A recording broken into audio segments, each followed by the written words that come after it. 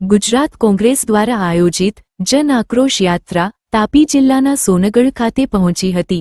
ઉચ્ચથી શરૂ થયેલી આ યાત્રા સોનગઢ થઈને વ્યારા તરફ આગળ વધી હતી, જ્યાં કોંગ્રેસ કાર્યકરો અને સ્થાનિક લોકો દ્વારા ભવ્ય રેલી અને જનસભાનું આયોજન કરવામાં આવ્યું હતું। જનસભાને સંબોધતા પ્રદેશ કોંગ્રેસ પ્રમુખ અમિત ચાવડાએ ભાજપ સરકાર પર આકરા પ્રહાર કર્યા હતા।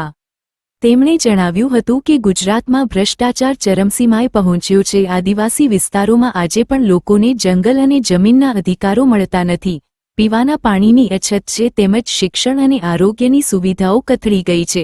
અમિત ચાવડાએ વધુમાં આક્ષેપ કર્યો હતો કે તાપી જિલ્લો બોર્ડર વિસ્તાર હોવાથી અહીંથી મોટા પાયે દારૂની ઘૂસણખોરી થાય છે।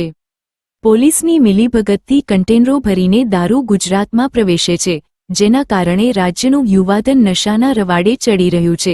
આ જન આક્રોશ યાત્રામાં પૂર્વ મંત્રી તુષાર ચૌધરી સહિત કોંગ્રેસના અનેક અગ્રણી નેતાઓ અને કાર્યકરો ઉપસ્થિત રહ્યા હતા। યાત્રા દરમિયાન આદિવાસી પરંપરા મુજબ નૃત્ય અને ઢોલ નગારા સાથે નેતાઓનું સ્વાગત કરવામાં આવ્યું હતું। કોંગ્રેસે આવનારા સમયમાં જનતાના પ્રશ્નોને લઈને વિધાનસભામાં અવાજ ઉઠાવવાની તૈયારી દર્શાવી હતી। અનેક વિસ્તારમાં જે આરોગ્યની સેવાઓ છે એમાં ક્યાંય ડૉક્ટર નથી, સ્ટાફ નથી, સાધનો નથી, એવી ફરિયાદો છે। રસ્તાઓની જે હાલત છે આપણે બધા જ જોઈ શકીએ છીએ કે આ ભાજપનું કમિશન રાજ એનો જીવતો જાગતો પુરાવો છે। ચારે બાજુ મનરેગા અને નલ સે જલના ભ્રષ્ટાચારની એક ગામમાંથી ફરિયાદો મળે છે। આ બોર્ડરનો વિસ્તાર છે, દારૂ ચારે બાજુથી અહીંયાથી ગુજરાતમાં ઘુસાડવામાં આવે છે।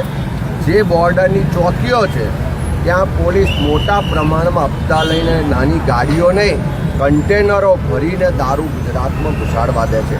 એનો સ્પષ્ટ મતલબ છે કે હપ્તાખોર સરકારને કારણે આખા ગુજરાતનું યુવાધન નશાના રવાડે ચડીને જિંદગી બરબાદ થઈ રહી છે। ત્યારે એવા સંજોગોમાં ઉકાઈ ડેમના જે વિસ્થાપિતોના પણ રજૂઆતો મળી છે। ગામે ગામ નાના જે ભ્રષ્ટાચારના મુદ્દાઓ છે, જે ભાજપના મળતિયાઓ અને ભાજપના નેતાઓ છે એની મિલીભગતથી ભ્રષ્ટાચાર થાય છે એના પણ પુરાવા મળ્યા છે।